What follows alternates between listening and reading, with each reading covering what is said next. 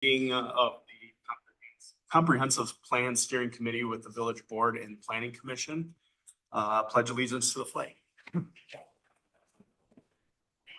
Pledge allegiance to the flag of the United States of America and to the republic for which it stands, one nation, under God, indivisible, with liberty and justice for all.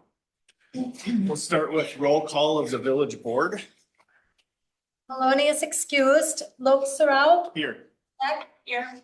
Clark. Here. Ermeling. Here. Olson. Here. Sagami. Here. And roll call of the Planning Commission. Loeb Sarau. Here. Sagami. Here. Cronin. Here. Deason. Here. Gurnt. Here. Jordan. Here. Mumper is excused. All right, we have a quorum of both the Village Board and the Planning Commission. We'll move on to public comment. I have a sheet from one for Jim Pincinel, if you want to come forward. Good evening, Jim Pincinel, 5003 Arrow Street, Weston. I had a chance to read the 79-page draft report and the 20-page packet.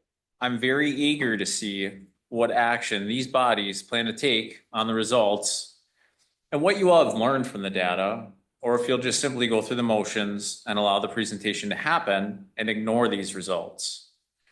Allow me to point out a few things I picked up. First off, residents are not satisfied with the performance of our planning and zoning department.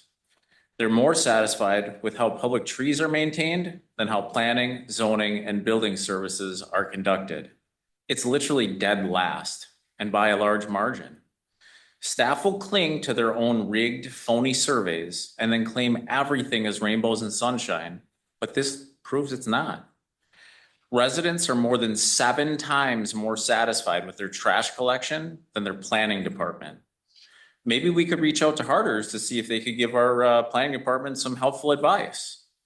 This survey also showed respondents expressed, and I quote, dissatisfaction for perceived high taxes, spending priorities, transparency challenges, and low responsiveness to resident concerns. We, the taxpayers, have paid a lot of money for this survey. Now it's up to you to use this data.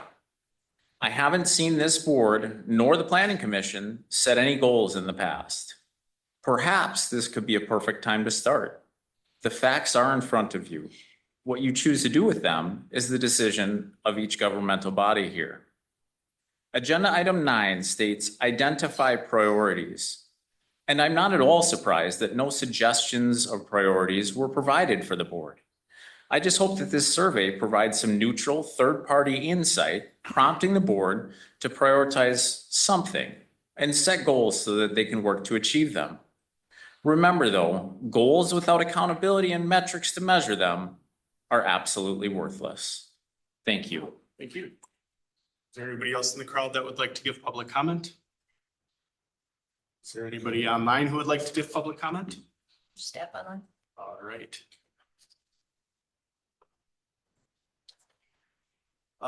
Then we will move on to introductions.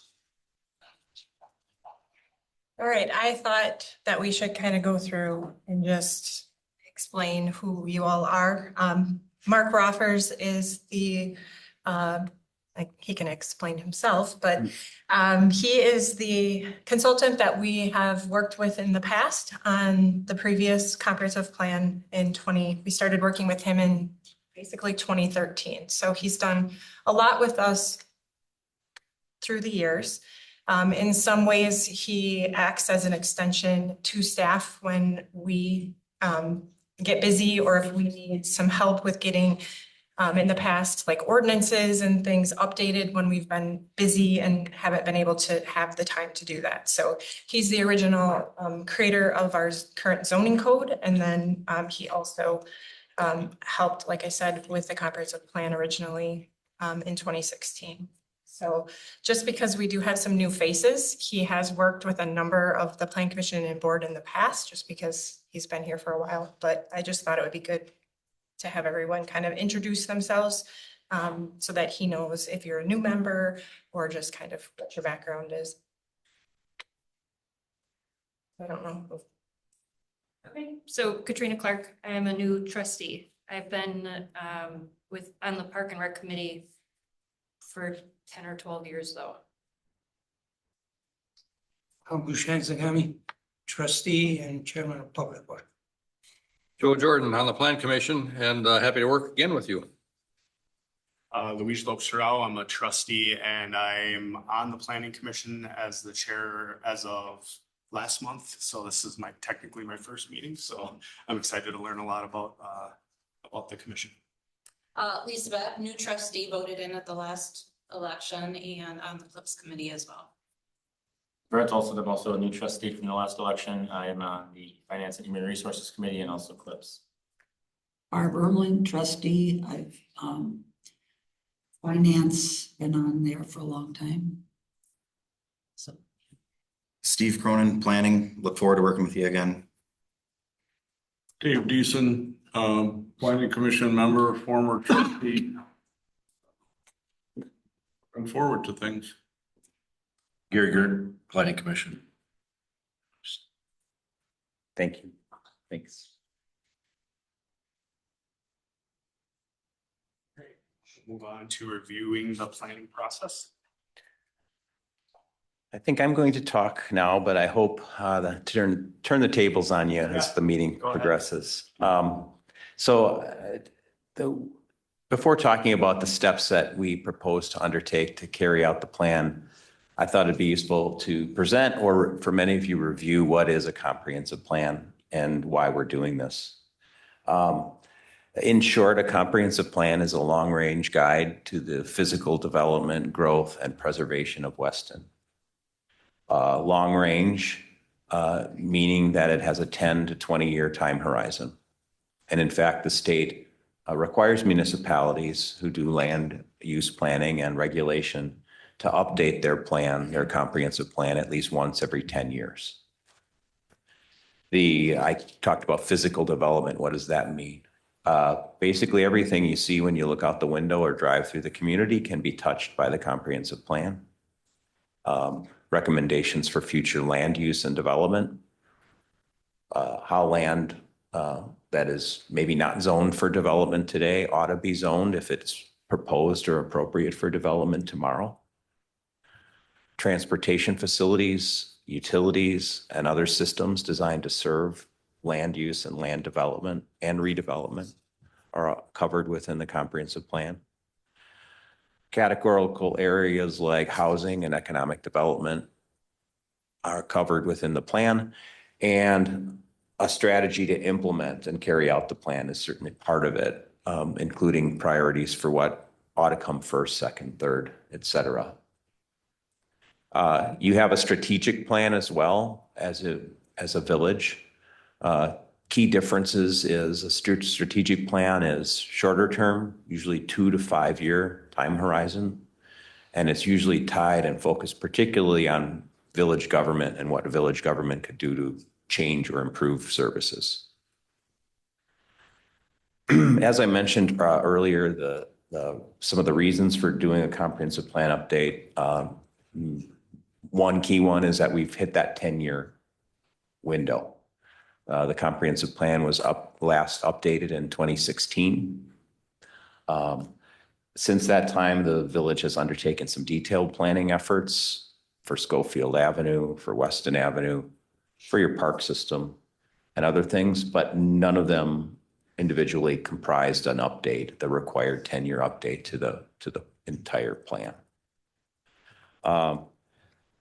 Other reasons to update the plan beyond just the states making us do it is that, as we saw here tonight, we have new faces on the board that weren't here 10 years ago, and new faces in the community that weren't here 10 years ago as well.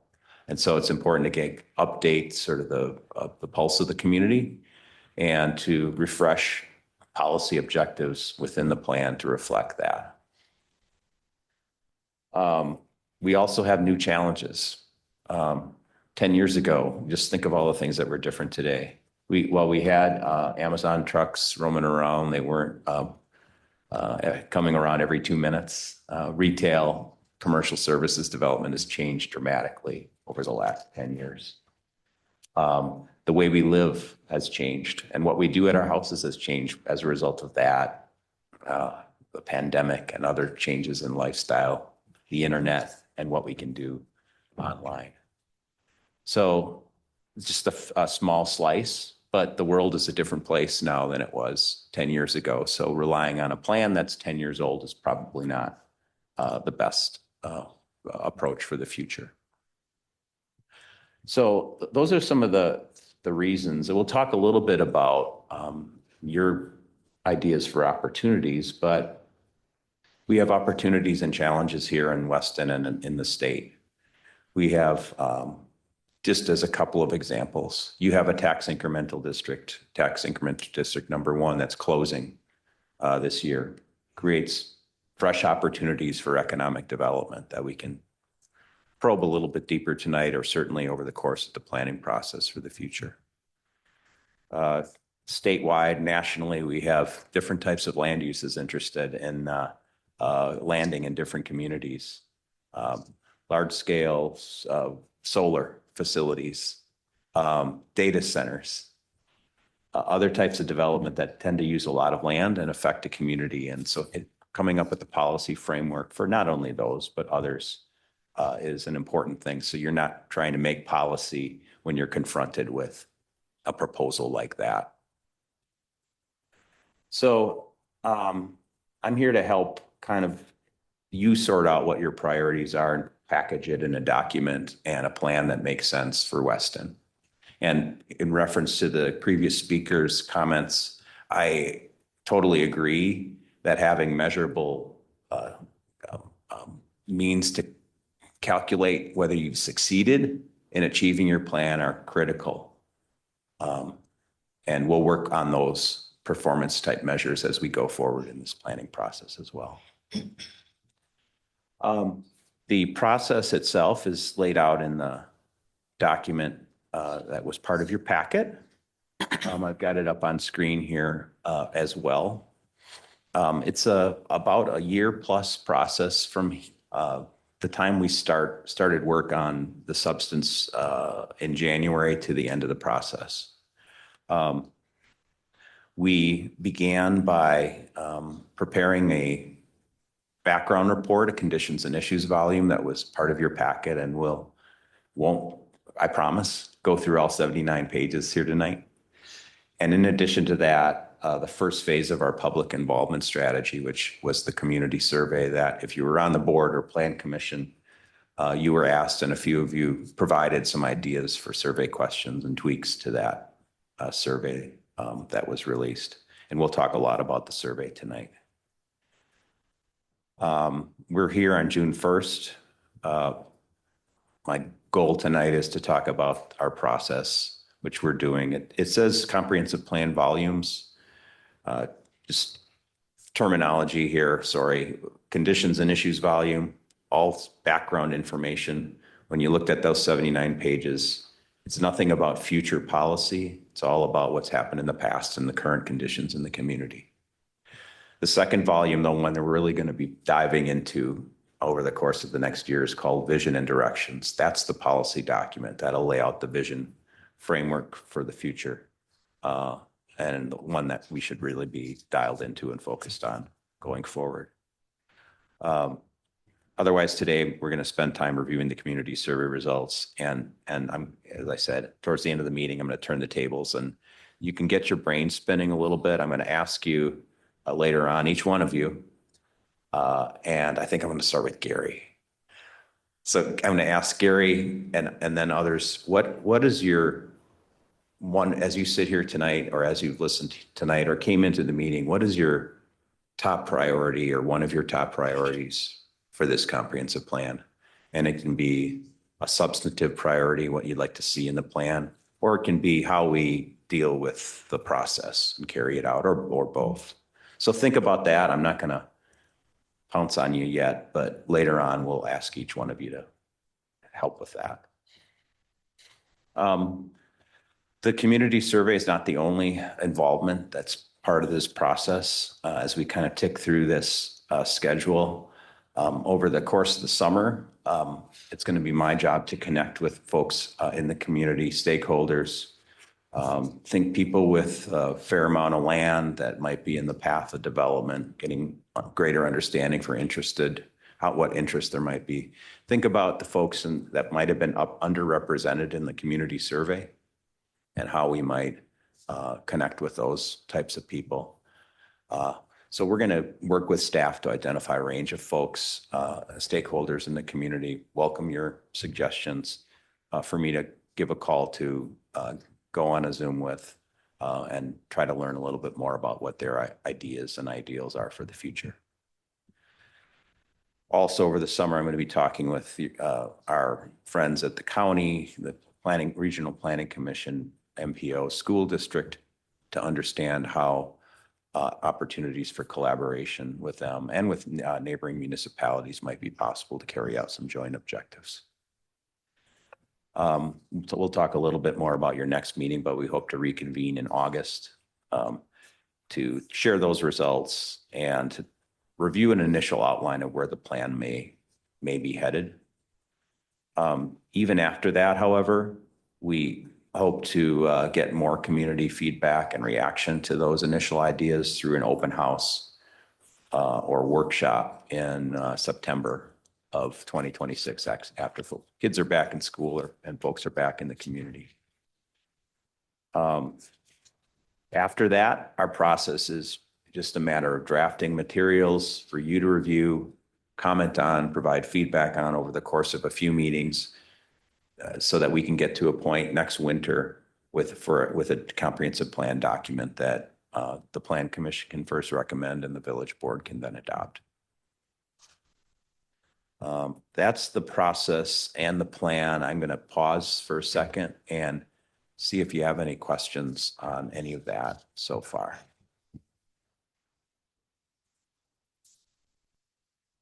Let's see.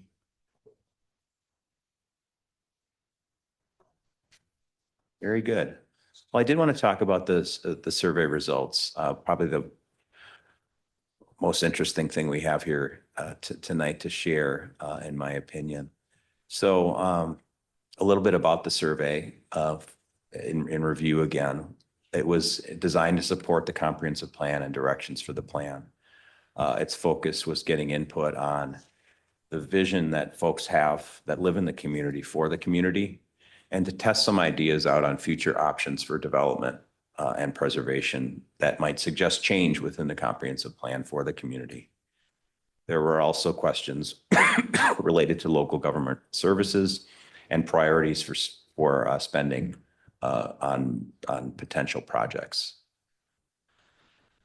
We had the survey open for a few months. We had nearly 700 people respond to a survey as a basis of comparison. We did a similar survey in 2024. I don't know if we were just that much better now in getting results than then, but we only had 200 folks respond to that survey. 2014. In 2014, sorry.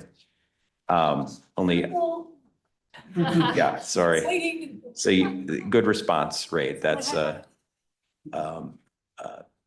very good sampling of the population. Who responded to the survey? We had 3 or 4 questions at the end that asked some basic demographic information about who people were. And a lot of these kind of overrepresentative results and underrepresentative are fairly typical. So if you lived here longer than the general population, you were more likely to respond to the survey.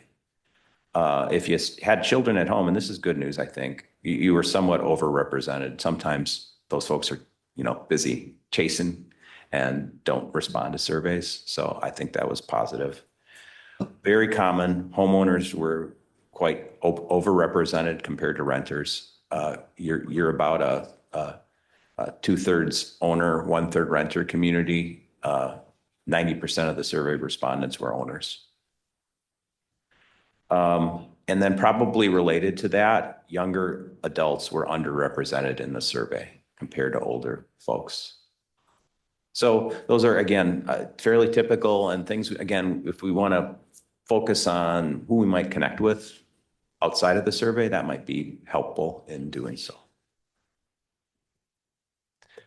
If I'm drawing, and there's a paragraph here, but if I'm drawing some broad characterizations of the results, And you can decide for yourself what they say.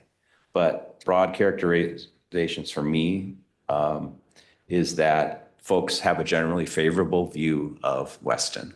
I know you as elected and appointed officials often hear the negative, but as we're going to see, particularly in the first question, there's a lot of things that people like about the community and value about the community. Second big takeaway for me, generally favorable for community growth and change. And you'll see that play out in a few questions. At the same time, concern about affordability of living in the community, both taxes and affordability related to housing. So those are three themes. And then you'll see, no doubt, in the results, and this is true of any kind of diverse community, it's not one consistent story. You've got a mix of folks in the community, and being on the Plan Commission and on the village board, you see that tension sometimes come out in decisions that are harder than others. So we worked hard to get the survey questions relatively tight and clear. I think we have 12 substantive survey questions, and I'm just going to run through them, pause after each question and see if there's any sort of gee whiz or why kind of responses from the board and Plan Commission. The first question is actually my favorite question. It's the question was, what 1, 2, or 3 words would you use to describe Weston as a community today? So as you can see, this is an open-ended question. They could have said anything on earth. And 100 of those 700 folks said, use the word growing. 101. 100 used the word safe. And then you see words like friendly and family friendly pop up as common responses. We didn't disqualify the people who use family friendly because it was two words. It's a little joke. So most of these are positive. The one that you see that has I suppose, a negative connotation is expensive. And so you'll see what that means when you look at some of the other responses going forward. Again, any comments or reactions are welcome now from the board or commission.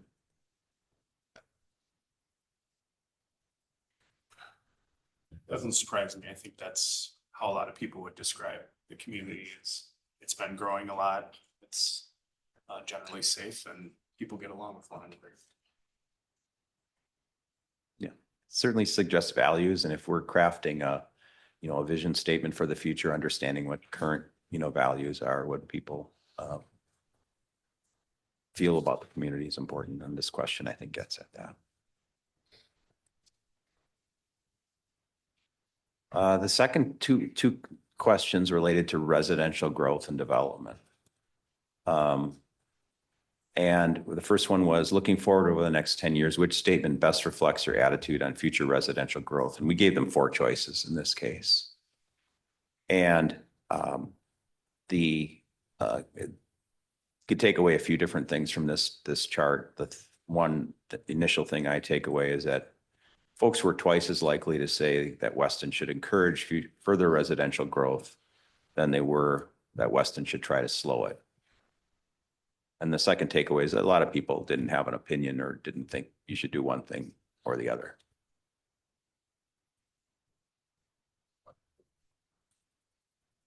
The next question related to housing is, we said, okay, well, you told us what you think about how much.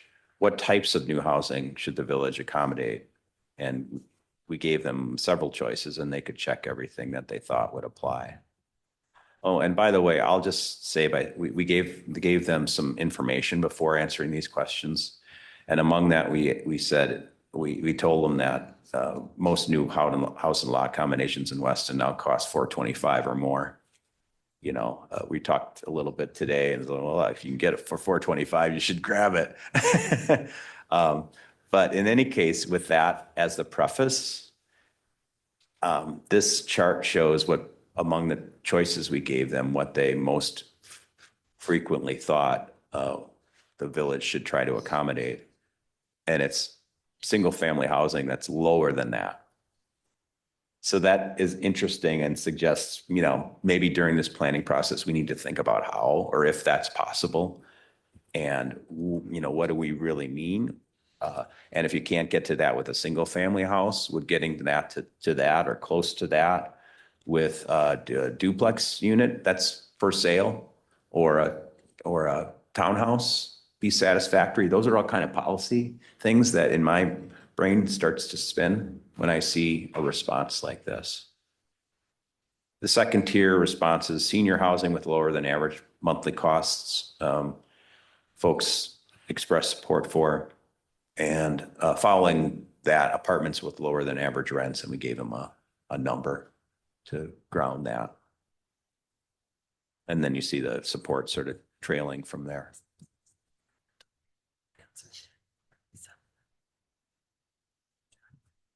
Take about 3-4 beats. I won't keep asking if you have any responses, but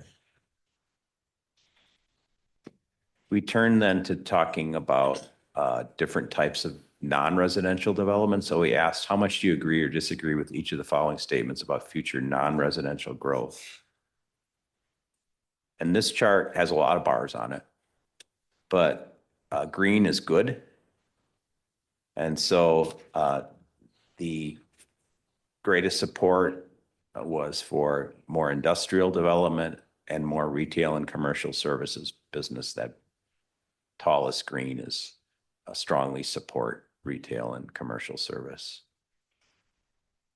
We asked, I guess, a little bit more detail. What do you think of large scale retail businesses? And we gave them a kind of a locational reference, Red Mountain Drive. Support dropped a little bit, but still strong.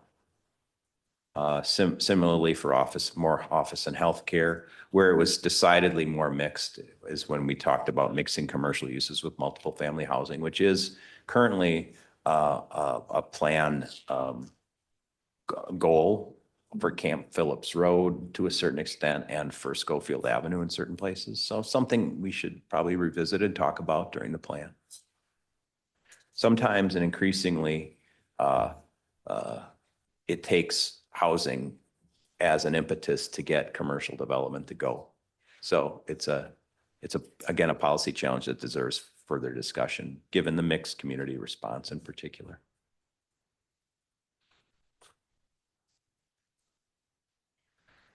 You get development proposals brought before you at Plan Commission every month and at the board level. What should the village's highest priorities be in evaluating future development proposals? So here we see quite a mix of responses. I highlighted the top 5 that separated themselves a little bit from the rest. Preserving natural areas, managing traffic impacts, reserving lands for parks and recreation, creating jobs and ensuring landowner rights were among those top 5. So again, you might see a little tension there. Preserving natural areas and ensuring landowner rights might at times bump into each other a little bit. So that reflects the challenges that you have when you see development proposals come forward, for sure.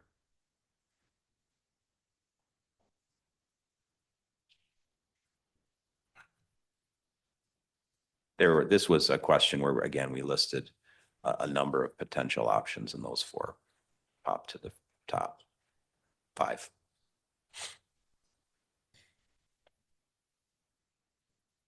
Then we gave some, hopefully some provocative statements about future growth and preservation in Weston and asked how much folks agreed or disagreed with them.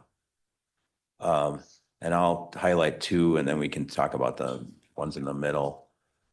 Greatest positive, again, green is good, agree, strongly agree, dark green, somewhat agree, light green. Weston should focus on controlling village property taxes, overwhelming support for that. The flip side, to a degree, Weston should try to limit not the flip side, but I think reinforcing. Weston should try to limit new development, even if it means higher property taxes.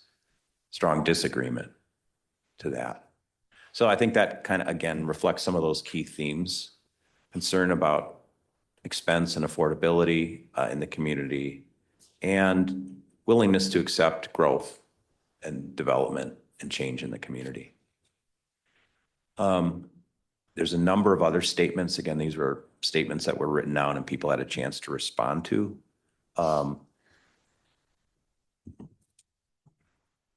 Nothing here that I wanted to particularly highlight, suggest, again, policy areas that we can cover within the comprehensive plan and some direction for how we might cover them.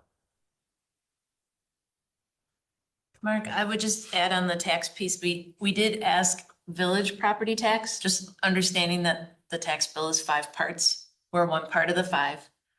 You know, we have decreased our rate in the last couple of years, but that also doesn't mean that others wouldn't increase, which would mean an increase in property tax that we wouldn't have control over. So I think it's good information, but I think there's also an education piece to say that's not only us.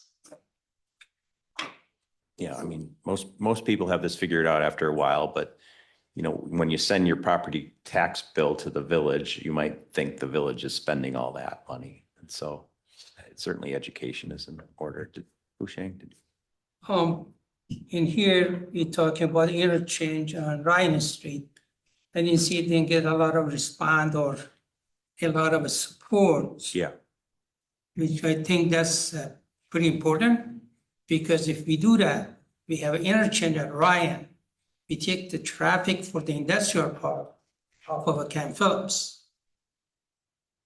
Practically a majority of the right turn at the Camp Phillips and Schofield Avenue will go to Ryan.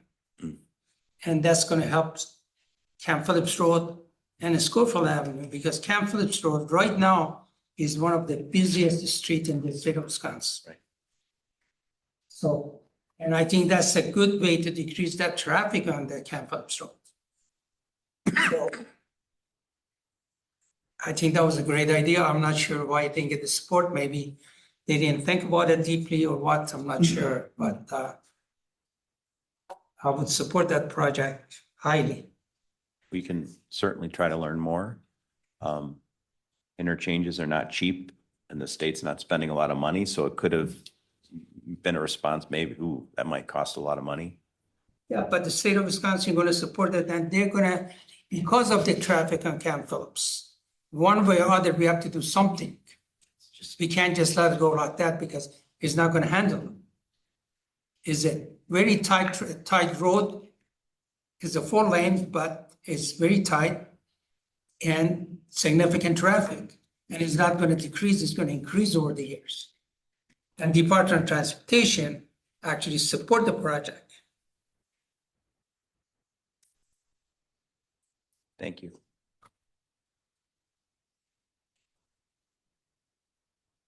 So to reinforce Husheng's point, you know, when you look at the response that we had on these surveys, and you talk about 6% of the residents responding, the reality, the really difficult part of this planning is going to be the responsibility this group is going to have to make those decisions to try and find the funds.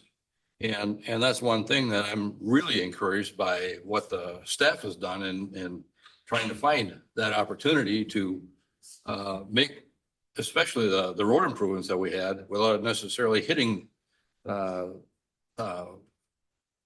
taxpayers directly with the amount of stuff that needs to be done. So I'm really supportive of this group, really not looking so much at what the survey suggests. It's important to know what the residents think, but the reality is this room has to come up with these things that are going to have a big impact on what happens, how things are perceived in the village, the traffic and all of that sort of stuff. I mean, it really is important that we continue to develop the industrial park to bring the jobs. I mean, how many times does that money turn over in the community? So me being at Wassa Supply, what do you suppose the biggest complaint I ever got? It was from the neighborhood where our trucks were going down the street. It was in our neighborhood where our forklifts were working at night. So it's really difficult to manage those things. So here we are, we need this ongoing development because that's what really drives the tax base, right? And provides the jobs.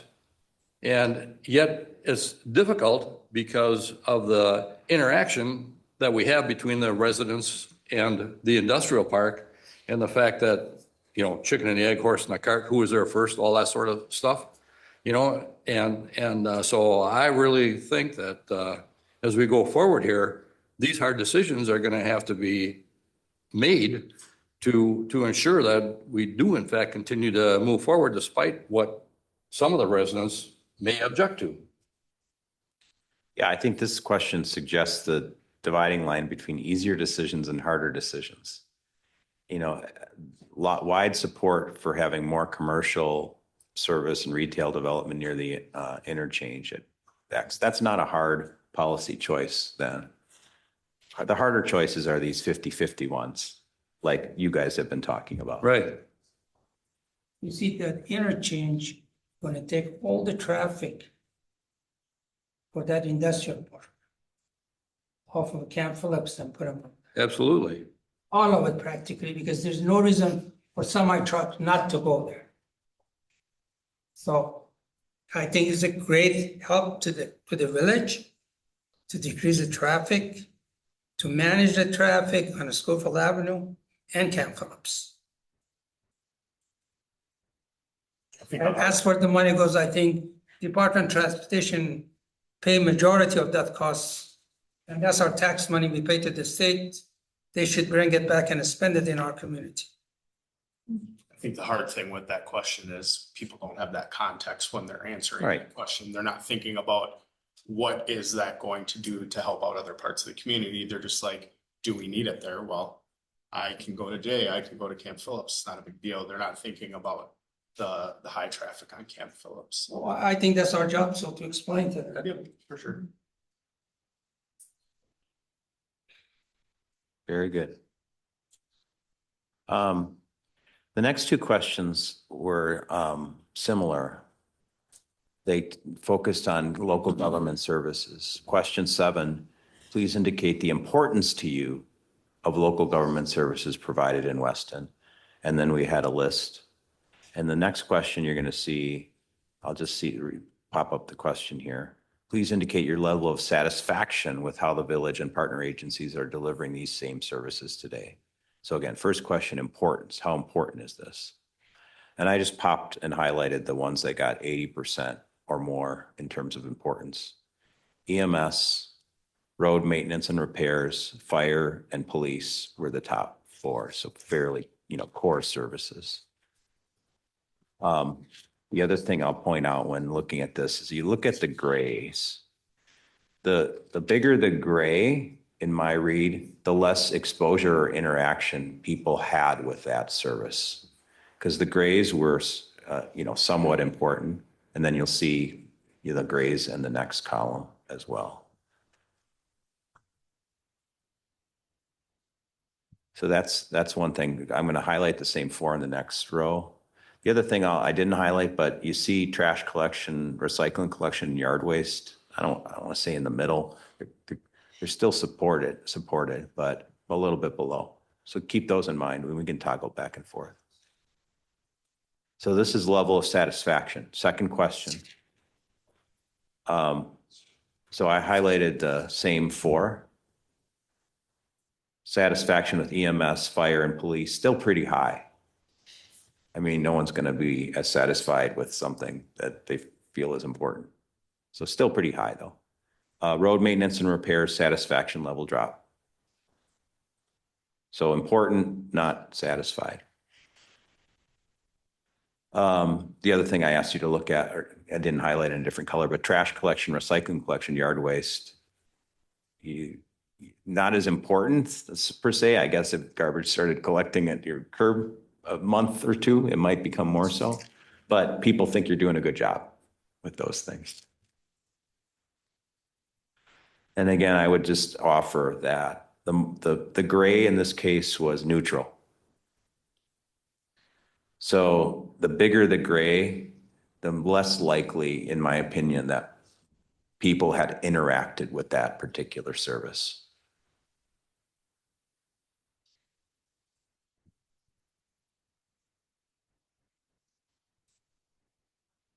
And then again, you can toggle back to see how important it was to them you know, and maybe that explains why they didn't interact with it. But again, I think this might be helpful again in helping prioritize, particularly those things that serve the growth and development within the comprehensive plan and where the priorities ought to be.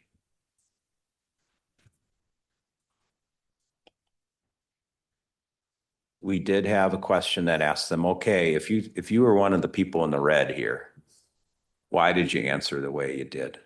If you were somewhat or very dissatisfied. And we enabled the help of a robot to help categorize those responses. And they were most likely to be concerned about road maintenance or repairs, about code enforcement and property maintenance, particularly for yards and other property conditions, taxes, spending and governance, parks, rec and events, trash, recycling and yard waste, if they gave one of those negative responses.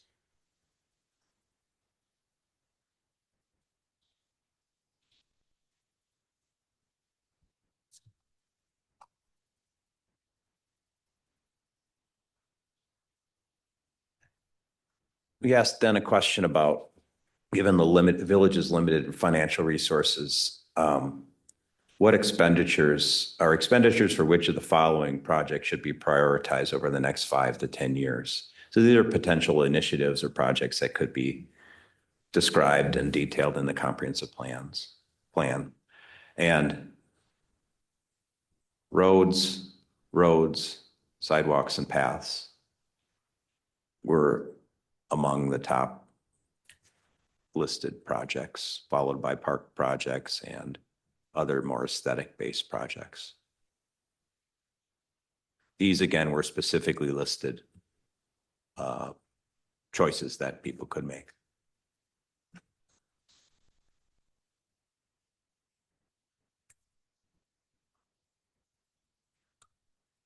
I think this is the last substantive question, open-ended question. As I look forward over the next several years, I wish Weston would ... And again, we enlisted AI to help with responses. By the way, this is a perfect use for AI because it doesn't care. It has no bias about responses, nothing coming into it. Common themes were bring in more business growth and amenities. I wish Weston would. I wish Weston would improve fiscal responsibility and governance, control taxes, spend carefully, communicate transparently, listen to residents. I wish Weston would improve transportation infrastructure, balance growth and community character. Again, these weren't necessarily the same respondent, but folks both supporting growth and also concerned that growth shouldn't overwhelm the systems designed to serve it. And then finally, I wish Weston would encourage parks, rec, and natural area preservation for families and seniors. Again, we asked it, give us the 5 most common responses in that categories of response, and that's what it did. The final questions I won't spend too much time on. It's those demographic questions where I drew the kind of conclusions. How long have you lived in Weston? Here's where you see the long-time respondents. I was going to say old timers, but I'd be one of those too. Do you have children? 4 out of 10 do have children in their household, which is actually more than the general population of Weston. Own or rent, we talked about that one already, 90% own, and then this is the age of the folks that responded. Yeah. Here, 4% said that do not live in the village of Weston. That's correct. 4% has a great effect on the rest of this questionnaire? Oh, no. It Now has that's some small of a impact, I percentage. would say. What's that? It has some impact. It has some impact. Yeah, and we could easily run the survey results. I haven't done it yet without those folks in it to find out. So I'll do that, Husheng, just to see if there is any demonstrable difference.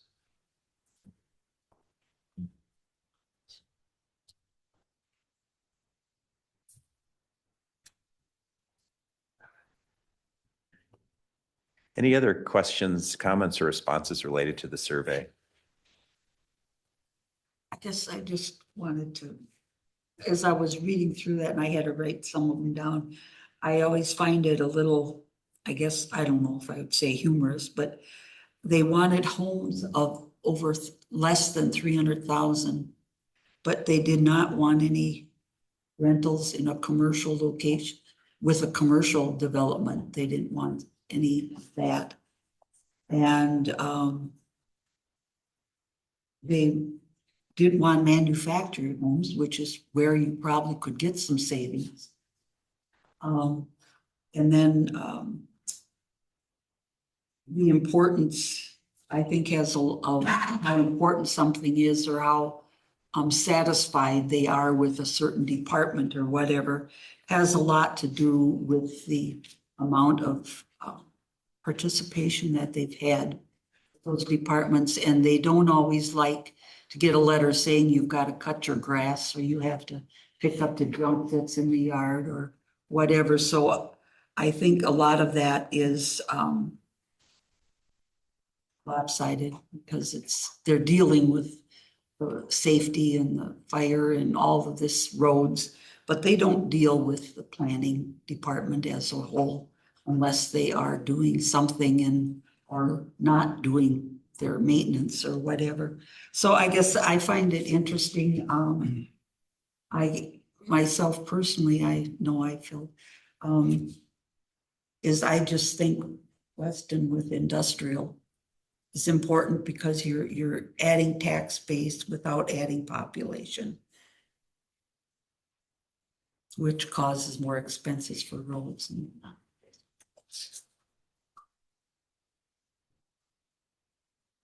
I would just say a lot of good information in here, and I think sometimes it's easy to kind of get in the weeds and be like, oh, why is this number more than this one or whatever? But for me, it's the big things to look for, the outliers and try to address those. Like, why is this one so much different than other ones? And like for me, road maintenance and repairs is to see that as such a high dissatisfaction kind of surprises me because I feel like we make that a priority in our community. So you wonder, is it partially perception? Is it a reality? Are there areas that we need to be concerned with and that we need to be aware of on the public works side? But then areas where the gray isn't the greatest answer, but it is in a way of, areas where it's not the biggest issue one way or another for people. So a lot of good information in there. And I agree with you. I think it's like Joe said, we got to focus on Joe and Hushang. We got to focus on the things that we know that make importances. Everybody wants, they don't want to drive into Red Mountain, so that's why they want commercial service, right? Everybody wants the easy button, but I think as far as the traffic on the roads and the roads are horrible everywhere. I agree. I think Village of Weston does a great job trying to schedule and make sure they're planning that, but I think when you're driving, that's the first thing everybody's ticked off about is the roads. So it's just probably when you put it in a questionnaire like this, that's one of their priorities is the roads, right? So and it's hard for people to know what roads we have control over and which ones we don't. It's absolutely true. I was just gonna bring that up because I mean, how many people get off the highway and drive on Camp Phillips every day? It's a very That's a small county. stretch of road, but it's also not our responsibility. yeah. The other thing that might have been a minor contributor is we had the survey open middle of winter to early spring. So, roads are in poorer condition in the winter than other seasons. potholes. That's always a. I know we said that we had a much better turnout to this survey than we have others in the past. I guess, do you have any comparables to like other communities, how well this survey performed compared to surveys in other communities as far as turnout? It's in the range, a typical range. Okay. Typically between 5 and 15% of the adults respond to a survey of this type. I mean, it definitely depends on the community and how much our outreach. I think having the survey open for 3.5 months, I know that your staff did what they could on several of occasions. It was actually interesting to see when there was a Facebook post or something, there was an increase, but I think Jamie did a good job trying to push it out there as well. yeah. Jen and Aubrey helped. Yeah. Aubrey helped. Yeah. And I also feel, having done this before, if we got twice the response, I don't think the answers would have changed.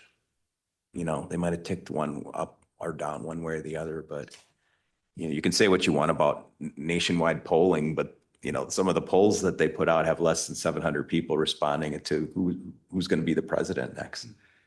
So I feel good, but it's also important to understand who responded to the survey and how that compares to the general population. I think you're relatively on track there, but again, overrepresented owners, if we can get to renters or young folks as part of our outreach from here on in, I'd love to try to kind of fill that gap. Which we can do through the stakeholder meetings. Yeah, exactly. And Mark, I was gonna ask you this earlier on, but I thought I'd wait. You have statistics in municipalities or communities of our size that you guys have ever just decided to put all in a mix and then put that on a pie chart? Or put it on graphs? Oh, the responses to the surveys? You probably have. I have never done it, haven't had the reason to do it, but some of these things are fairly typical. Safety, is huge, and I think increasing in people's interest compared to 10 years ago. But I've never done what you've said, Gary, is put, Well, communities side by sometimes the side. reason why we ask is obviously we all want a scorecard, right? Yeah, How are we doing in comparison to our neighbors and our other people, right? I mean, that's part of what you have mentioned. Is scoring and how we tracking and how are we doing, how are we doing as a community and a village, comparison to our neighboring ones, and how do we make it better? How do we go forward from that? How do we even, if we're better, if we're at the top, how do we maintain being higher yet? yeah. I agree. It would be great if someone, was the regional planning commission or whatever, would ask, like, for example, this question I have up on screen to every village and city in Marathon County. We don't have that specific of information. Sure. It'd be kind of interesting to see it. Just to see how you're ranking and I think that also better scores us and knows what's important to people. Yeah.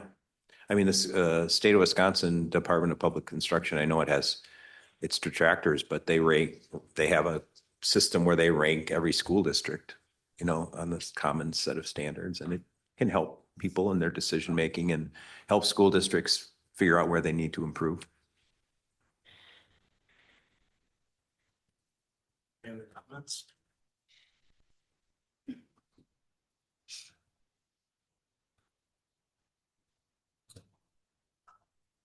Should we move on to item 8 then, the draft conditions and issues volume update? You bet. So this is another piece of background information to help form the policy part of the plan. As I mentioned a little bit earlier, this is the first of two volumes. It was finished in draft form in March when staff posted it on the web page. It'll remain a draft until the end of our process. So if we have new or updated information, we can drop it in as we go forward here. As was mentioned, it's 79 pages long. And my intent was to go and hit the highlights on the cover pages of each of the chapters.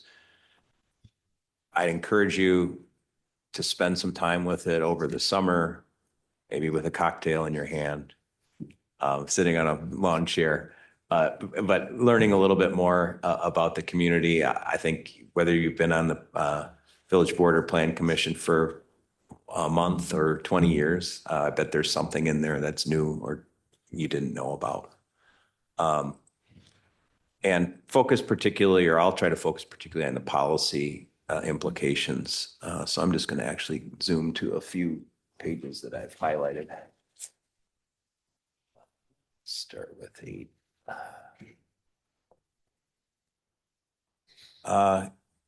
each of these chapters has a title and a summary, and then a lot of charts and maps that describe the information. So first page chapter of substance is called demographics. And just a note, you are a growing community. Population has grown in Weston. It's not necessarily the go-go years of the 1990s, but the population is growing and the number of households in the community are growing.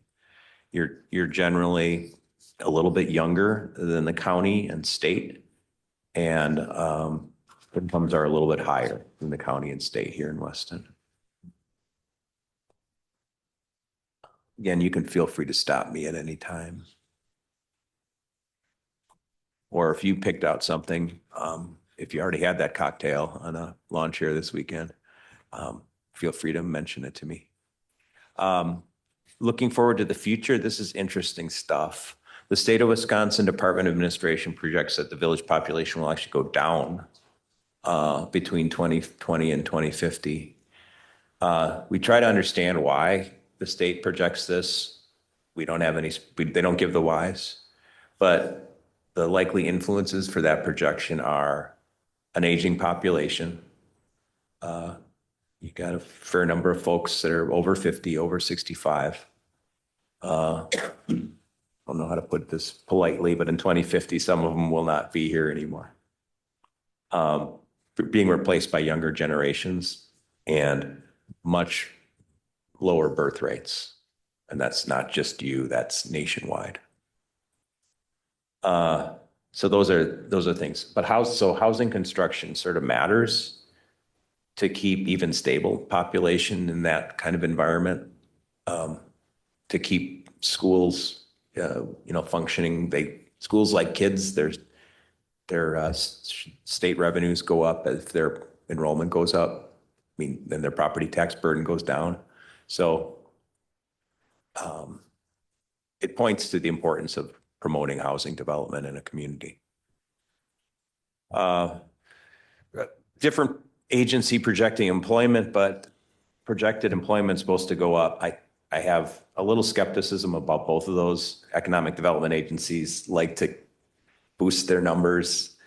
State of Wisconsin doesn't necessarily see through the woods sometimes in their population projections.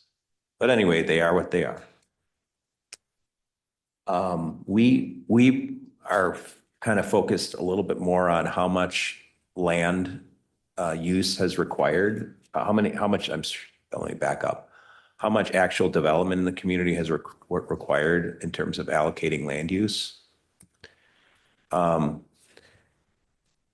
we've looked at, okay, how much land do we have for development within the village of Weston today, and how much do we expect is going to be needed based on the pace of development that's occurred in the community and that we expect. In Weston today, there's about 2,300 acres of undeveloped but developable lands that are planned for growth. Coincidentally, the amount of land that we anticipate is going to be required for growth and development between now and 2050 is about that much. So that suggests to us that, well, we may have enough land in the current village limits for growth and development. Some of that is not very accessible for utilities, particularly on the south side of the community. And B, that assumes everyone who has land that's undeveloped and developable wants to develop their land. And that's probably not also true. So what that suggests to me as a planner working with you is you might need to continue to look outside of the current village limits for potential areas to expand into through annexation, which is a property owner driven process. So as we go forward with our comprehensive plan, we'll look not only at lands within the village limits, but lands beyond the village limits as we have in the past.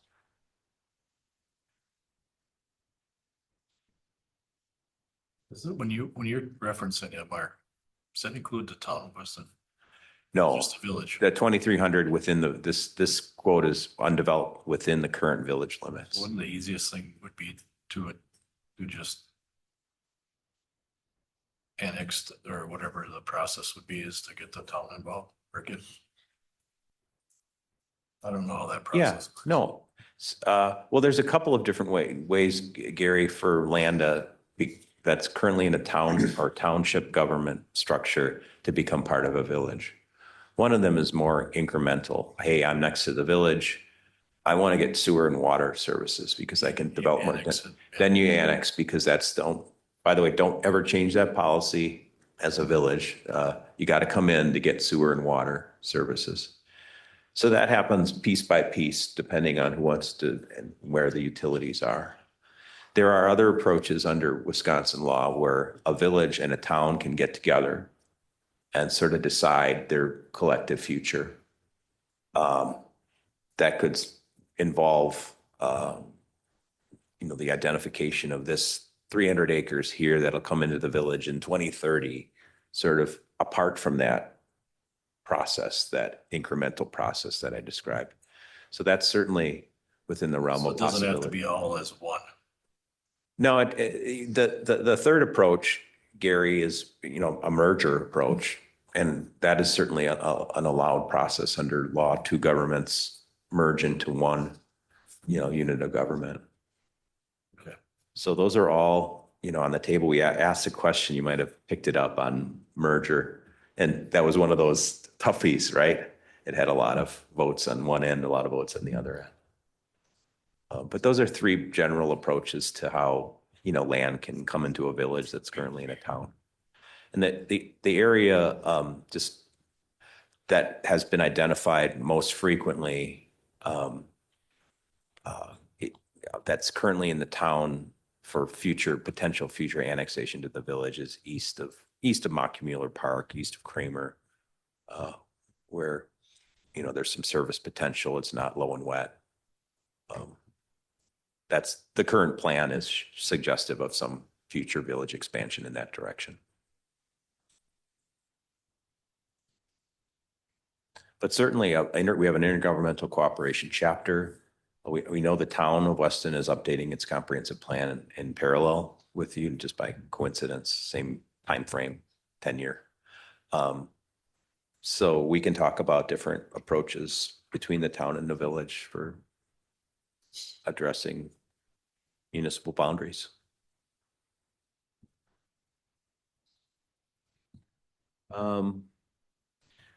Pick it up a little bit here.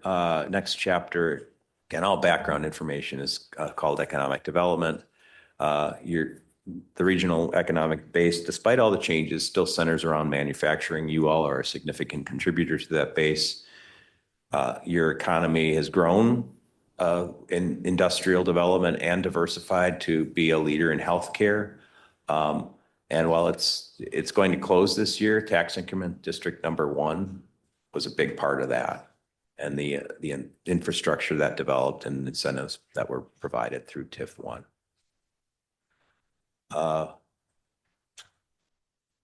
More recently, commercial service and retail development has been challenging. We've talked about some of the reasons why.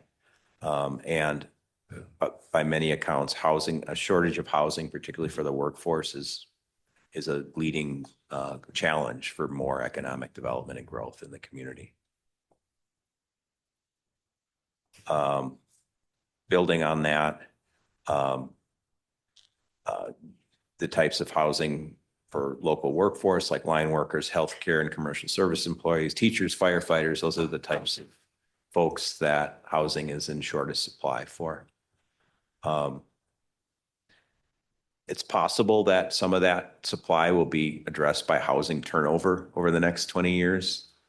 Again, polite euphemism for folks that are here today aren't necessarily going to be here forever. We have a situation right now that I think about. We've got folks who have either paid off their house or have 2.75% interest rates, which you can't take with you if you move to a new house. So we have a sort of a stagnancy in the housing market here today as a result. That'll eventually take care of itself, hopefully through some lower interest rates, but certainly just through, demographic change, folks getting older, moving on, passing on. But continued housing growth is important. You guys have been steady eddies. About 50 new housing units per year have been developed in the community. That's probably enough to keep the population stable, but not enough to really grow it. I'm gonna jump ahead to transportation. You're well served by the regional highway network. Interestingly, the function of roads in the community, like Camp Phillips, Schofield, and at least in the past, Weston Avenue, has changed, but their designs haven't kind of caught up to that change in some cases. Camp Phillips Road, number one example of that.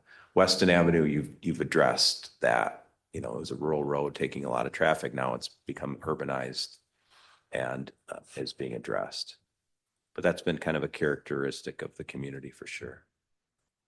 By the numbers, quantitatively, your roads are in good condition. So despite perceptions, green and blue are generally good to very good road conditions. Orange and red are not so good. So I know Michael could talk more to this than us, but it's directive of your kind of road maintenance program.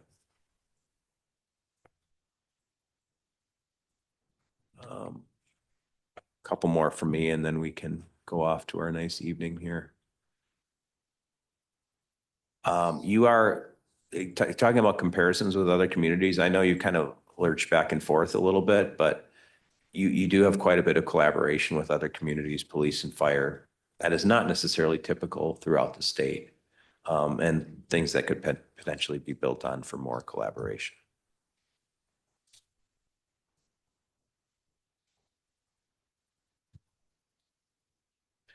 Is that encouraged, Mark? What's that? Encouraged. It's generally encouraged for efficiency. I mean, you just don't see a lot of it, do you? No, because there are, impediments, political impediments to it sometimes. Is it turf? Is it that this is my turf? Yeah, I was going to say my community. Yeah, so that can be challenging. Get beyond that, right? Yeah, and just having enough local control over policies that affect you. So having fair systems set up where each municipality feels they have a fair or proportional stake in how that organization gets run. You do provide sanitary sewer water services and stormwater management. They have all system plans that guide those facilities and influence what improvements are taken. And you all have invested in many different places, but including along the Weston Avenue corridor to make that area ripe and ready for more development. So part of the road improvement was accompanied by utility improvements and could be accompanied by more. I think I'll leave it at that. There are, 10 more pages in the document. I welcome any questions you have about it now. Anything that you don't think is right, we can further investigate for sure. Anything you think that is important to add, we're happy to do about kind of current conditions and trends that are affecting your community. And we'll keep this an open document over the course of the next 6 months. So if you have ideas, whenever, feel free to share them with staff, and we'll get them tweaked.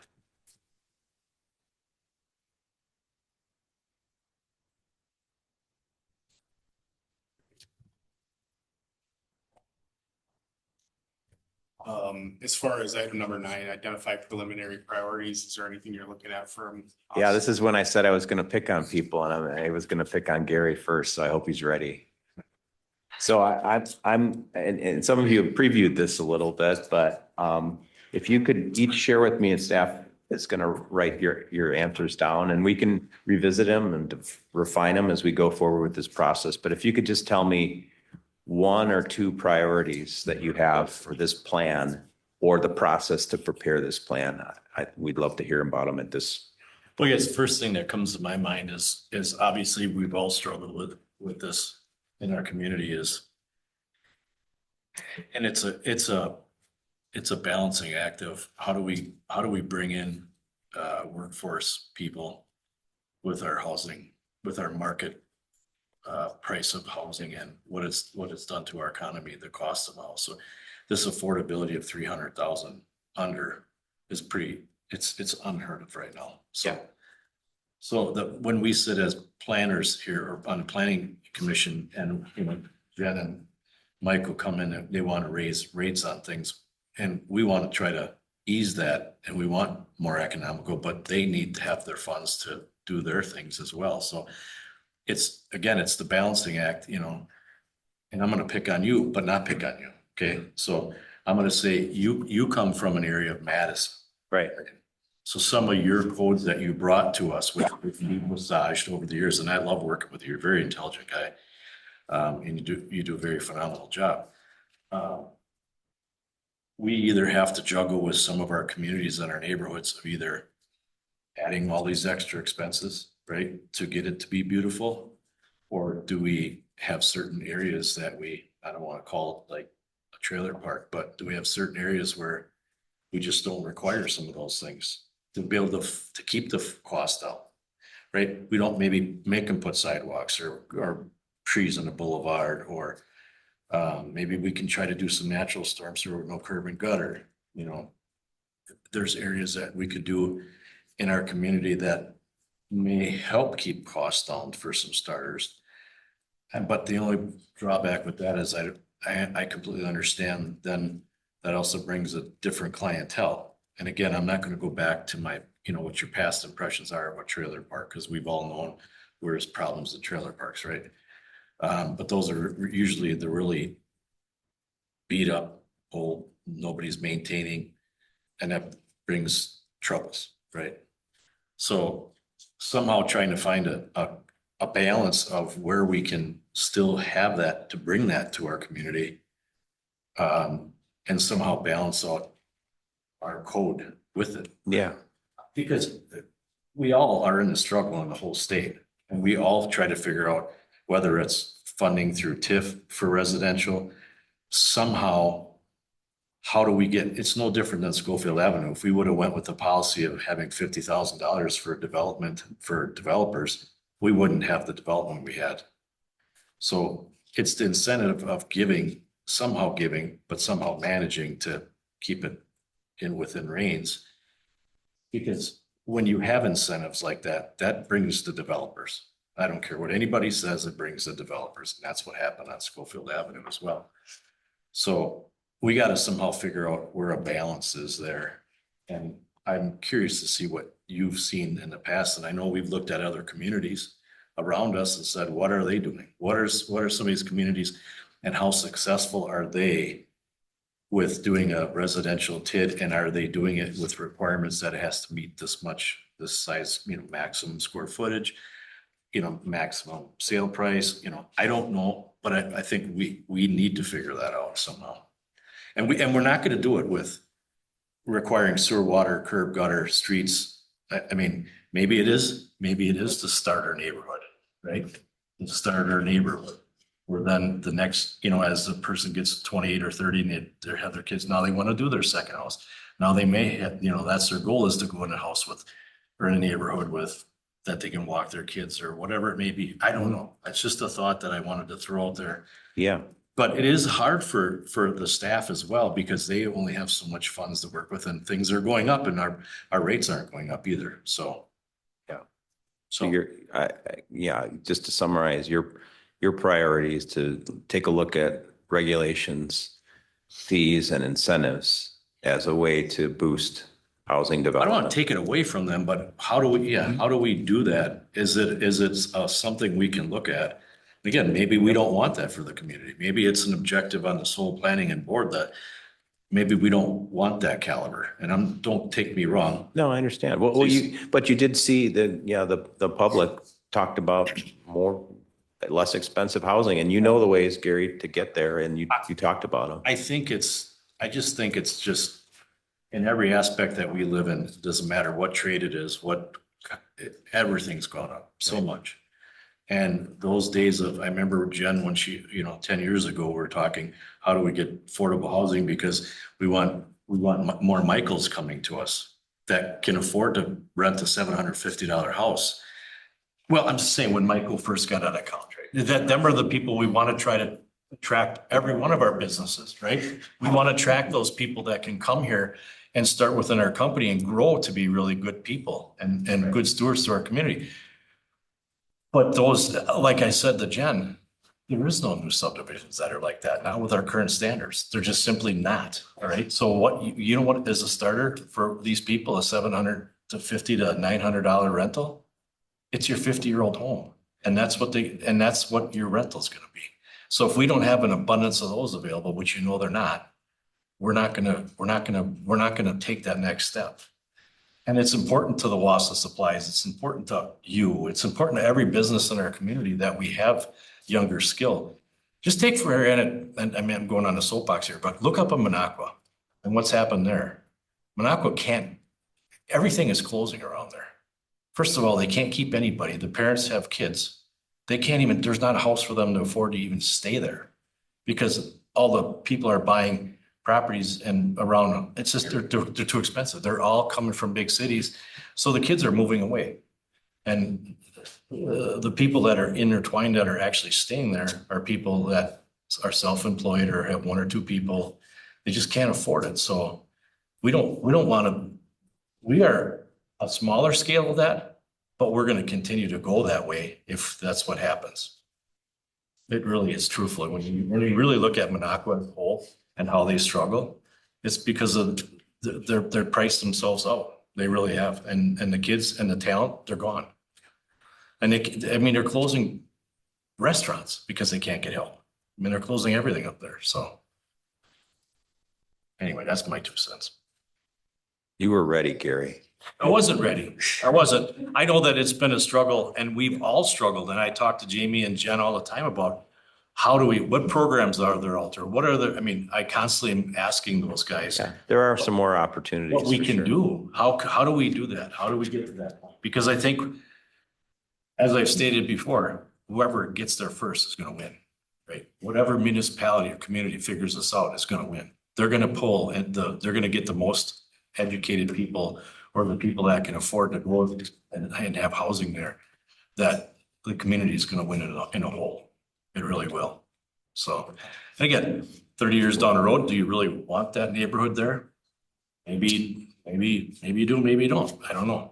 But we have to start somewhere, somehow. Well, I think building lasting value and affordability is the trick, and we can definitely work on that. Yeah. Dave, what's your answer? I'm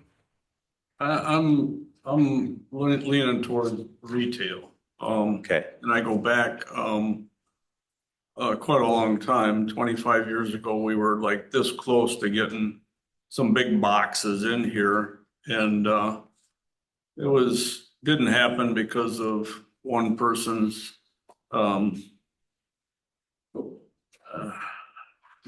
not being realistic about land prices, but I know there's a Lowe's south of Point, but there isn't anything north of that, I believe. And there's a Costco that's in Appleton, but none of them around here. Those are two that keep coming up when I talk to the people my age. And we don't go online and shop much. We do, but not like the younger generation. We like to touch it and feel it and poke it, and then we might buy it. Try it on. Right? Does it fit just right? Exactly. So I just, none of us are very happy about having to run over to Rib Mountain to get something. Yeah. And yet we don't have a lot of options.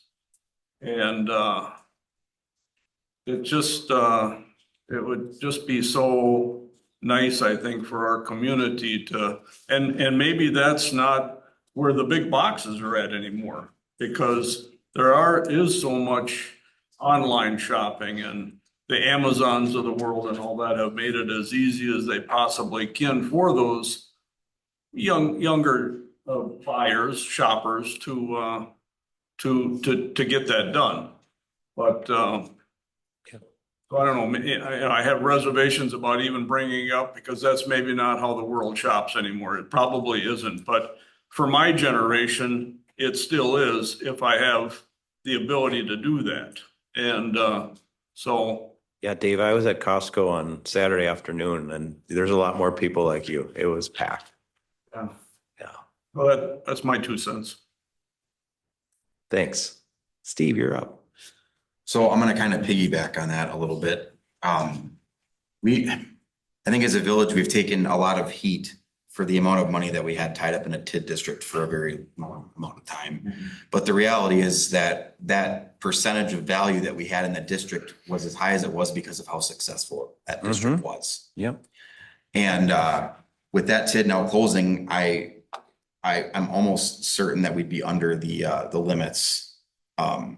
So my thought would be to piggyback on that as a vehicle to make that happen would be to maybe look at doing something south of 29 again. Some of that area, I know there's wetlands, but I'm sure there's other area that's not, that would be suitable for maybe creating another district and looking at trying to drive some development. So that would be my highest priority.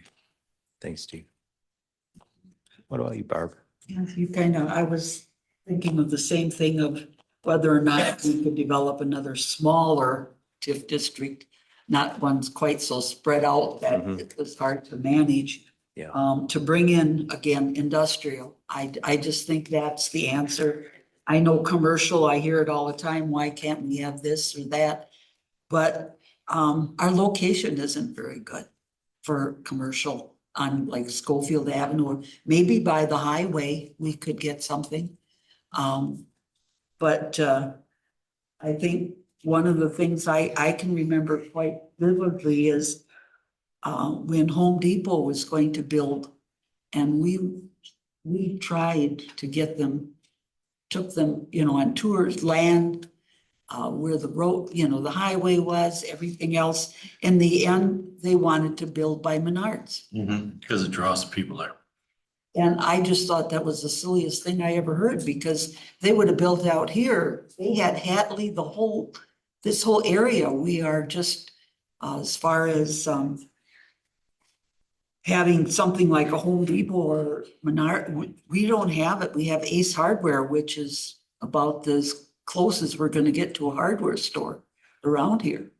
And I think this is something that would be very beneficial if we could do it. But I think industrial, if we can kind of develop the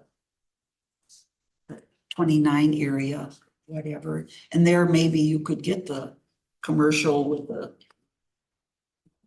too, because at least the highway would be, and as far as residential, I think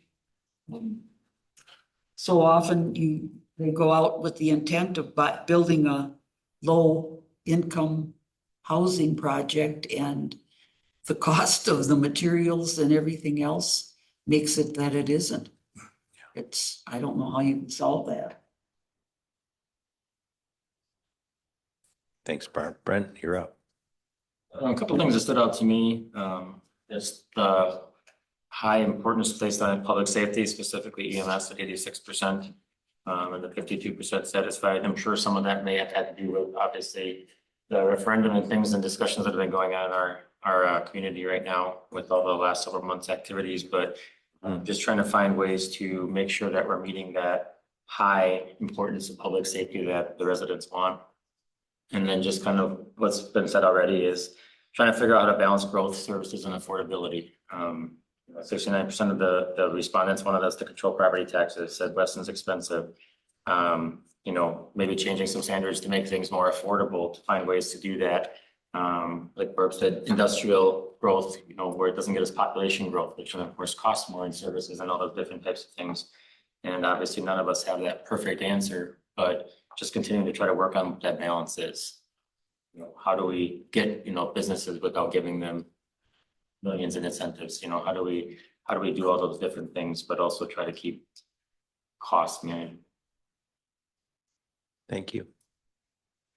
Now you put me on the spot. It's funny that Brent, you mentioned about public safety, because that was one of the things I had. I guess my focus is always the fiscal responsibility, which I know nobody likes to hear, but balancing our growth, but keeping that small town feel, because I think that's why people are in Weston, getting that small town feel, and you need the growth, you need the industry to bring jobs into that market, but balancing it with the way Weston has always been. And then when we're using our fiscal responsibility, making sure that, you know, public safety, our police, our water, our streets are safe, that's usually my preference. So I know we want growth, but I think there's this balance between, we also have to focus on keeping everything well maintained. So branching out, and building new roads, obviously would maybe offset some of the traffic on Cramp Phillips, but should we also be maybe maintaining our current roads to the standard that we already are? I know Michael's doing a great job with it, but I know that that was one of the things on the survey about the maintenance of the roads, or somebody I think had complained about the road. So maybe instead of building new, just maybe working with Michael to keep up those pass ratings where they are. So I think those were the biggest things that I had, is just making sure that we're maintaining what we currently do to a really high standard, so people want to stay here for that small town feel. Yeah, so for me, it's certainly about some of the public safety challenges we currently have. But specific to planning, is really finding ways to develop the parcels that are interdrained currently around our community, that are empty or have become dilapidated. We used to have a, you know, trailer park on Carefree Road that is now just this huge empty parcel in the middle of our main drag. Yeah. And there's a number of parcels like that that I would love to see us find ways to fill in, whether it's with residential or some kind of business. But it would be really nice for us to find a way to become creative with our housing stock to attract, similar to what Gary was saying, attract people here through different ways of building a neighborhood or whatever.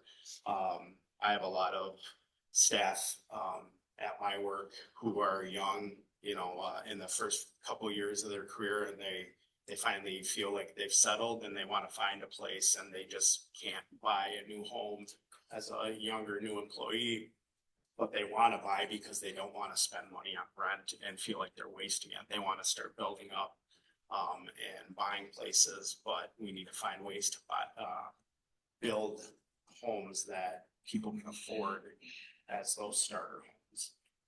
And some of it will be our older homes that become available over the next 20 years. But then also we have a number of lots along Community Center Drive and by the hospital that have been open forever. That would be nice. You know, we used to have Subway by the hospital and a little strip there, and that obviously went up in flames. But if there's a way that we can try to attract people into those areas, those are practices. Thank you, Joe. So for me, it really still comes down to the development that attracts industrial or commercial, and the success that TIF 1 had is amazing. You know, one of the biggest problems Weston had when it was Tappyville or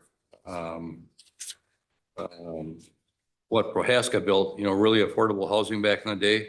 It was a place where it was economical to build, and there were a lot of subdivisions created that put a lot of pressure on the schools with all of the new people coming in, and there really wasn't the support from the commercial or industrial thing for those jobs, you know, and so coming up with that TIF district really got things going, I think, and the reality now that TIF is closing, there's going to be a whole lot more money available to address some of the safety concerns that you guys have, and that's why I really wasn't in favor of any of the other ways of financing that I think that it comes over time and with investment. And so to Barb's point, the tax base that you get from that is pretty significant without the pressure on the school infrastructure.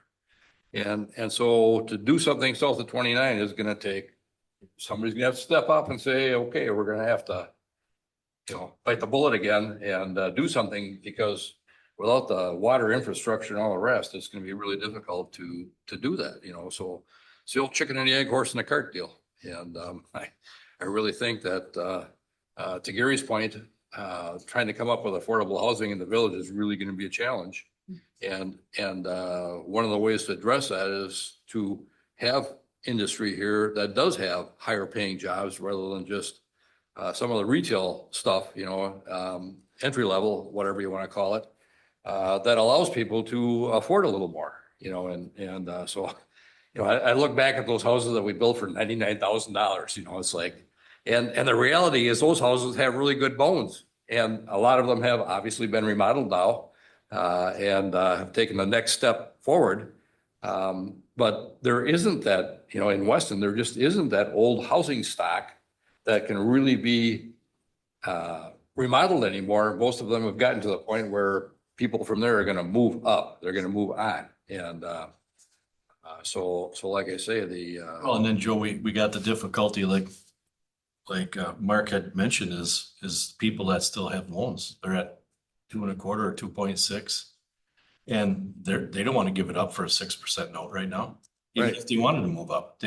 Why wouldn't they? Yeah, why would you do that? Exactly. So that stops the housing market right there. So any one of those houses that are even marginal that could be affordable are not available, because those people will not make this next move until they see lower numbers. Because why would I want to walk away from a 2%, 2.65% one? Right. So, and as we get back to the public safety comments, the reality is that is always going to be very high on everybody's priority. And well, how do you finance that? I mean, where does the money come to do that? And it really has to come from the economic development that it grows the tax base that allows for those greater expanded services. And, in the survey, half the people I responded were 50 or older or 20 years in the village. Well, they've got something to compare it to, and they're saying that, okay, so we've been here for 20 years, so they must kind of like it. But these are the things that we think, we want you to continue to prioritize on. And they're maybe in a sense grumbling a little bit about, well, could it be better? Well, maybe, but it has to be done fiscally responsibly. That's right. And so like I say, how do you generate that revenue? For us in the business world, we just go sell more stuff, right? Well, doesn't quite work that easily with a village when you have a relatively small amount of money to begin with. And so the other part of it is kind of what Husheng was talking about. Where do you get the money? You're right, Husheng. We need to get the state to put in that chip in, It will pay 100% of the Right. cost of that project. Yeah. So Plus, they do 100% of the maintenance of it. Yeah.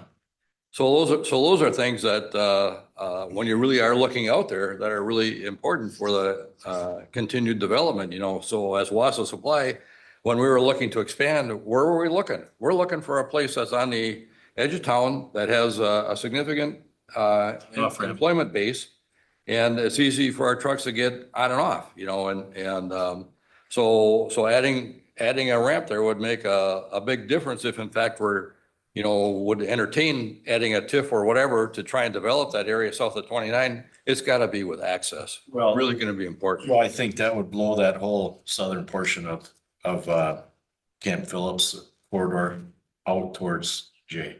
Right. If that was an on and off ramp there, that all the properties would be a lot more developable. I mean, we currently have the sewer and water that ran down, which was smart to do, right? To get it down there. That was done through TID. So now it's just a matter of opening some of those properties up. And a lot of them are owned by Gary, but when Gary passes, his kids aren't going to hang on to that. Yeah. But it's going to take a little bit of time. So patience. Yes. Yep. Thank you, Joe.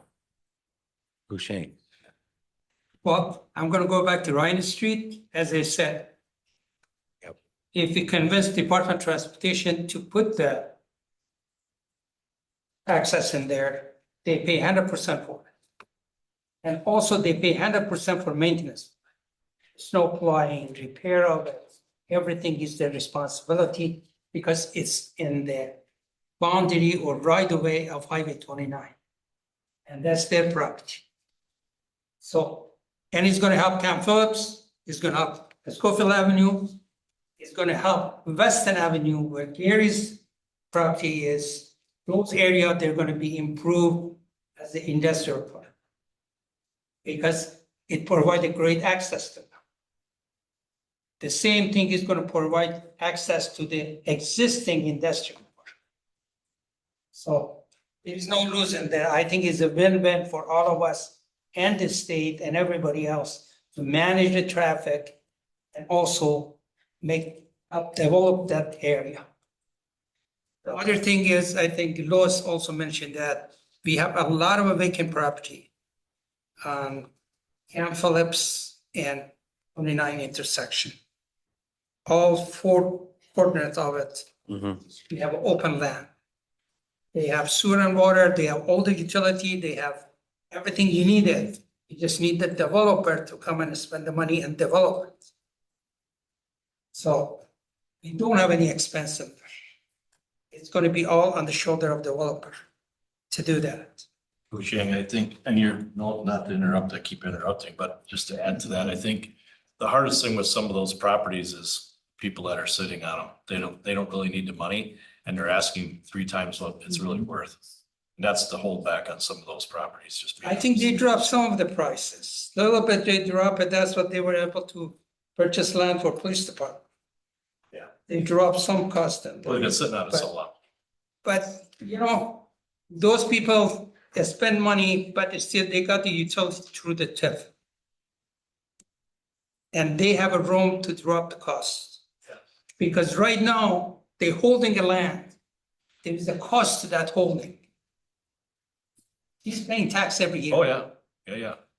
And it's not cheap. When I looked at going up and down Schofield Avenue, like the vendors, where they don't need to sell, but they're asking 3 times what it's really worth. That's what I was referencing, is there's some properties that are available. They're just not being sold because they want an arm and leg for them. Them are some of the ones that we'd like to see get developed as well, because they're in prime locations, you know? Yeah, that was my next comment. The other thing is in Schofield Avenue, we have a lot of old houses sitting in there. And some of the building, or Merrill building and all, and there is room for improvement on Schofield Avenue. Because the Schofield Avenue is the downtown of our village. About 10 years ago, I was at the meeting and I said, Schofield Avenue is the downtown of the village of Weston. They all laugh. But that was true, and it is true today. So I think you need a lot of improvement in there. We can use some help or some developer that has the money in there and develop. Thank you, Shane. Katrina, you're up. Okay, well, Did everyone steal your ideas? essentially, yes. However, I do have a couple outliers. Aside from housing and industrial, that good stuff. With the conversation about industrial, I think it would behoove us to have proactive conversations about some of the things that end up in these industrial parks that maybe we don't want or we want to be thoughtful of beforehand, such as data centers, solar farms, the wind farms. Those are super controversial projects in the area, and Wisconsin particularly is seeing a ton of them coming in.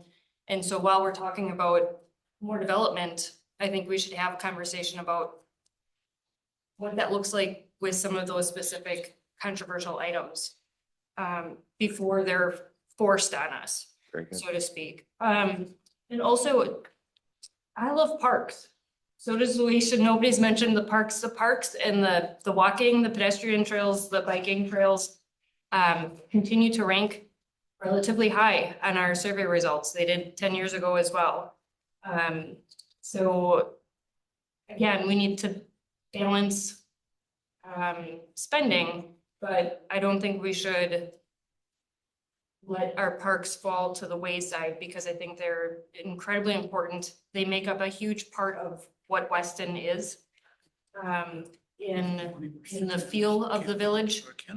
And I think they're an asset that we could continue to improve on and potentially bring in more tourism, more tax dollars, more funding for things.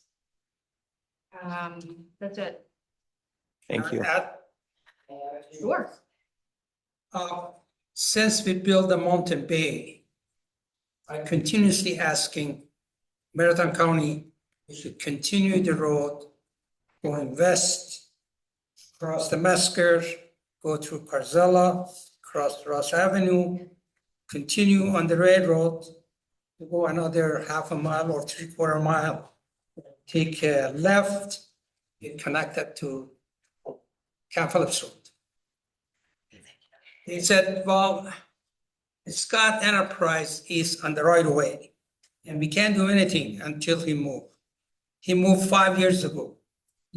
Still, they haven't done anything. I even convinced Keith Donner to provide the base course for that bicycle path. And I asked the county and highway department to do the paving on it. Well, that's a great idea. It didn't happen. So I'm not sure what else to do. Honestly, I got tired of it. Because it sounds like a broken record. I continuously talk to them and ask them to, because it's not a huge project and we can do it. But still it's not happening. Thanks for bringing it up. Anyone else want a chance for seconds that hasn't had one yet? The only other thing I would say is just continued cooperation with our neighboring municipalities. I think the unique thing here in Weston is we are an individual community, but we're part of a larger community. So finding ways to work with our neighbors to, some neighbors might be working on something that benefits us. What can we do? Can we build an area? Can we bring business to an area where another community is building housing? Is there, I don't know. There's a lot of opportunities if we're working together to improve our broader community because we all live amongst these shared communities every day. So With that, Louis, I just wanna, Jamie, you didn't get a chance to be out for that revised meeting today at 3:00 at Cronaware. We had a great meeting and they're 100% on board with extending that. So we got 4 municipalities now, which has taken 11 years to get into fruition. for Nick Avenue. Nick Avenue extension. So that worked out really well, that meeting. Just a matter of some, so that's a good one with collaboration with other communities. Set a good standards. That went well. I think one other thing that we need to take a look at is, last week there was a publication sent to everybody about the changes at DCRS with the potential closing of the junior high, in conjunction with additions to the middle school and the senior high. If you've never been out by the middle school and Mountain Bay at certain times of day, the traffic out there is a total nightmare. And it's gonna only be worse when we add another 400 kids roughly to that school. So I do think that maybe that's something that we need to look at. I know that they're not looking at any changes for probably another 4 or 5 years, but long-term planning wouldn't hurt if it's gonna require some coordination between the village and the school district to clean that up. We will be connecting with the school district as part of this process, with the DNR, with the DOT as part of this process. And you've given me questions and subjects to talk to them about with a lot of these comments. I don't mean to close down the conversation. I just wanted to mention that. Just a comment. Some of our property, which is a prime piece of property, but it's located with behind them are trailer park. And people don't like to develop property like that. And that's what they're holding them back. That goes through the Camp Phillips and also some of the property on Community Drive. There's a property around the Schofield Avenue, from Padron Restaurant to Mount Kennel. That property is all, other side is Yeah. trailer. There were people that were interested to develop it and they didn't do it. Husheng, I often thought about that property as well, because it is very prime development. Is there any way that we could? And I know we don't have TID there, but is there any way we could help with putting like, and having an just like, I don't want to say overriding ordinance, but could we make a slatted fence or something that would be allowed to be 10 foot high that they couldn't climb over, or it's barbed wired on once, and you don't want to make a prison. Don't get me wrong. Well, I mean, there's some nasty stuff that happens in that trailer park, and just being honest, I mean, I think if the police department was here, they would agree. Oh, that's right. So part of it, I mean, and I'm not trying to do that. I know he's tried to clean that up, right? I don't know if that's gotten any better. You guys probably hear that from the police more than I do, but I think that's Husheng, that's gonna be an issue with anything on around that trailer court. Well, some people are gonna buy the trailer court also. They're gonna buy the trailer court and piece of property along the Scofield Avenue. I don't know what happened there, but they back up from the project. Well, yeah, right now it's 3 to 4 million to buy that trailer park. And then to wipe it out to start clean. Yeah, it's a lot. Some of this stuff is hard to talk about it because it's not easy to talk about. At least for me, it's not. Yes, I agree with you, Husheng. It's like you just don't want to mention it, but. Well, the important thing with any of, especially our low income housing market is it's important to know like that housing is important to our community because there's a lot of people that rely on it. But what we can do as a community is make sure that the expectations of the community are upheld in there through our zoning and our enforcement, just like we do anywhere else in the community. So that it is maintained as a safe and good place for people to want to live and build businesses next to. So, that's not, maybe that's partially a planning thing, but that's also a public safety thing and code enforcement and everything. Sure. To make sure that all of our trailer parks are upheld to the same standard as the rest of our community. Louis, I agree with you. I think. There is another problem and there also, the power line. That's significant piece of property they taking. You can't build on it, you can't build under it, and you shouldn't build under it. It's not safe, it's not healthy. So you should stay away from it. But at the same time, it make it difficult to develop the property. You have a gas line underground, same area. So that takes some more property out. So we have challenges in there to develop a property. Yeah, not unlike many communities for sure. Was there something else you were gonna say, Gary? I would just say Roman's been working with the owner at the trailer park there, and I think it's the improvements are slowly happening.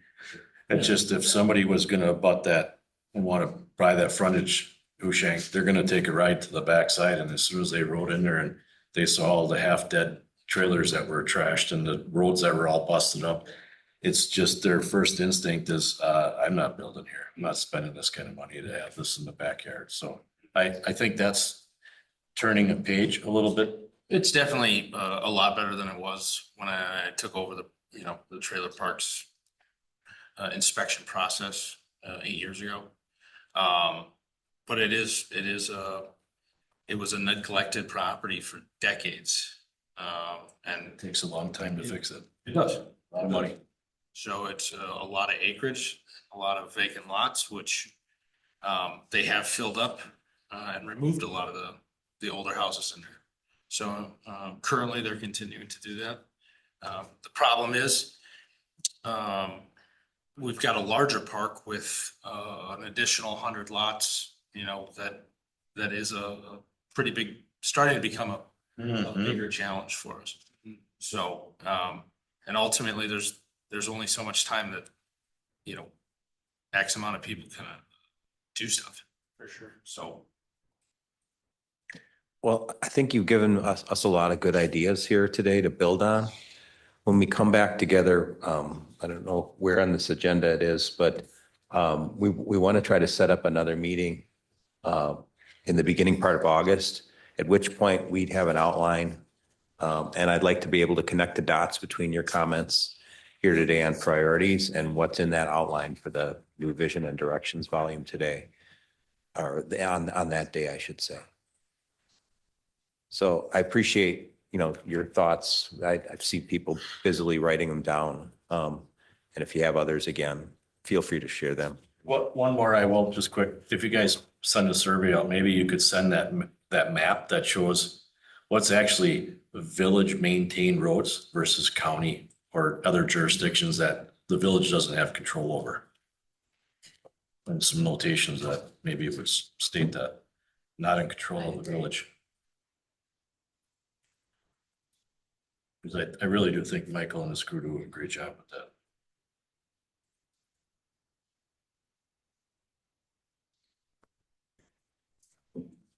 Item number 10, announcements, and border commissioner remarks. Did anybody have any other remarks that they wanted to make outside of what we did? Always any announcements, Jamie? The only other announcement, August 3rd is what we would be looking at. Monday, August 3rd, again at 6 o'clock. Joe, did you have remarks? Yeah, I have one remark, and I wanted to talk a little bit about Jim's remarks earlier in the meeting. Jim and I agree on a lot of things, and we have the same conservative values. But I'm pretty damn proud of what I've been doing with this board and with this plan commission since 2016. And the reason I joined is because I was having a hard time communicating with the staff and the things that we needed at Wassa Supply. By continuing to work with them, I found that they've been more than receptive, more than helpful, and the results of what we've done together are pretty significant. For you to demonize the staff or to denigrate them is unacceptable to me. I understand it's your opinion. You really need to join us, Jim, and help us because you have a lot of good ideas. For you to sit out there and could we keep the remarks more vague and not directed at a member of the community? it's important that you bring your ideas here and participate with us in this room besides just comments. Thank you, sir. Any other remarks or comments? Is August 3rd a good date? Sure. Okay, 6 o'clock. 6 o'clock. All right. If there's nothing else, I would take a motion to adjourn from the planning commission members. Motion to adjourn. Second. Motion in a second. All those in favor, say aye. Aye. Any opposed? The planning commission is adjourned. I'll take a motion to adjourn from the village board. Motion from Barb, I'll check it. second from Lisa. All those in favor, say aye. Aye. Any opposed? We are adjourned at 7:56 PM. Thank you. Thank you.